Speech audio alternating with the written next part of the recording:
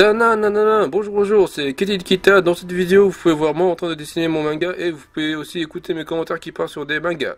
Dans le dernier numéro de Wiki Shonen Jump, les mangas nous ont laissé des commentaires. Je vais vous présenter quelques-uns.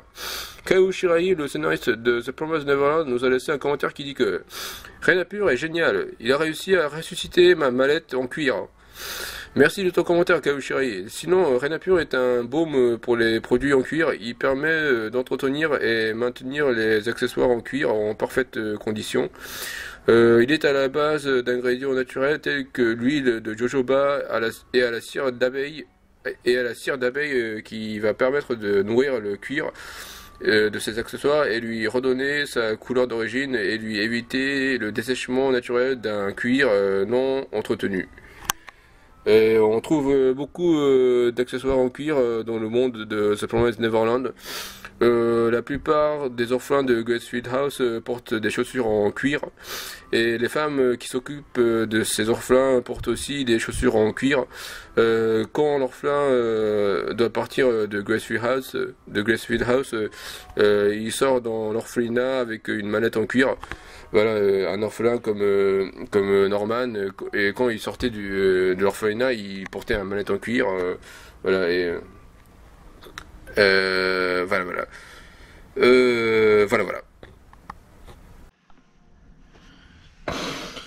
Nanana, bonjour, c'est encore Kedi Kita. Dans la vidéo précédente, j'avais parlé sur The Promised Neverland, et dans cette vidéo aussi, je vais parler sur The Promised Neverland.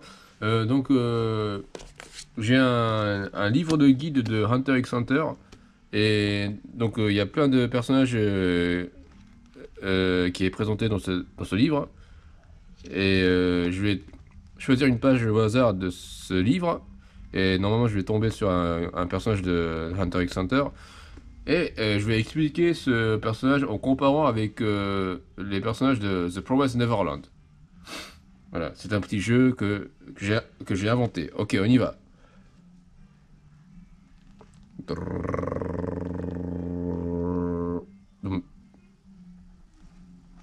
Ah, ok. Alors, on va plutôt prendre celle-là. Ça, c'est ce qu'on appelle un fourmi chimère. On peut aussi appeler Chimera Ants en version originale. Donc, c'est un fourmi, mais c'est pas n'importe quel fourmi, c'est un fourmi assez particulier qui arrive à, comment dire, c'est un fourmi qui a une taille quasiment pareil qu'un être humain, et ils vivent dans une communauté, dans un nid, et chaque colonie est fondée par la reine, et lui c'est une reine, voilà. La reine et cette reine, il crée des soldats, et dont la seule vocation est de lui ramener de la nourriture afin que pour nourrir ses autres fourmis, voilà. Et ce qui est horrible avec ce fourmi chimère, c'est que il se nourrit des êtres humains, voilà. Il arrive.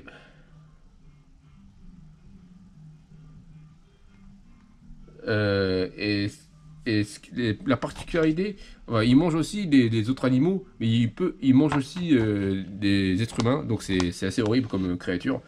Et l'un des particularités avec cette reine, c'est que elle arrive à combiner il arrive à combiner comment dire, à combiner ce qu'elle a mangé. C'est-à-dire que et de créer un soldat qui est vraiment la combinaison de ce qu'elle a mangé. C'est-à-dire que si elle a mangé un crabe et un être humain, le soldat elle crée un soldat qui est un hybride entre un crabe et un être humain. C'est dégueulasse, mais c'est vraiment ça. Voilà. Et comme ça, elle crée plein de soldats. Ça aussi, c'est son fils. Voilà. Lui, il s'appelle Neferpitou, c'est l'un des plus grands, soldats le plus fort de l'équipe. Corto, lui aussi, c'est un soldat. Voilà. Donc, Corto, lui, c'est un hybride entre un fourmi et un oiseau. Voilà. Enfin, il y a tout ça comme fourmi chimère. Voilà, ce sont des soldats de la reine.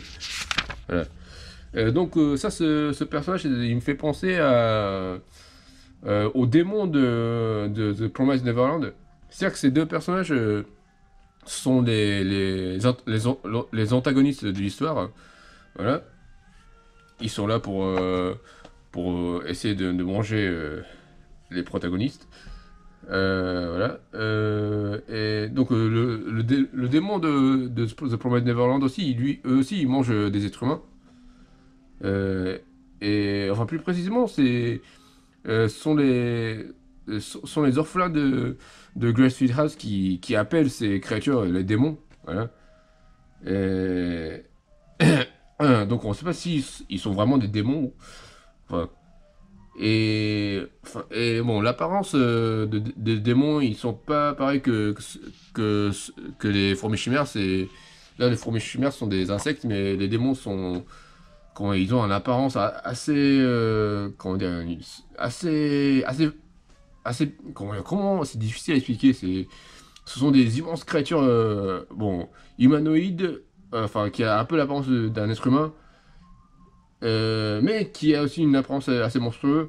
Et chaque démon, comment dire, a sa propre apparence. Et ça aussi, c'est pareil comme les fourmis chimères. C'est-à-dire que chaque fourmi a leur propre apparence. Ça, c'est la reine, donc ils ont. Ça, elle a l'apparence d'un simple fourmi. Et, et lui, c'est comment dire, le roi. Enfin, c'est le fils de la reine, mais comment dire, après qu'il est né, la reine est tout de suite morte. Donc lui, c'est le roi, et il s'appelle Meruem.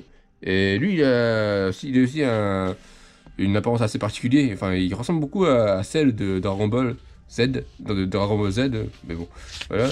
Et sinon, il y a un soldat un fourmi qui s'appelle Neferpitou. Lui, et il a l'apparence plutôt d'un félin. Voilà.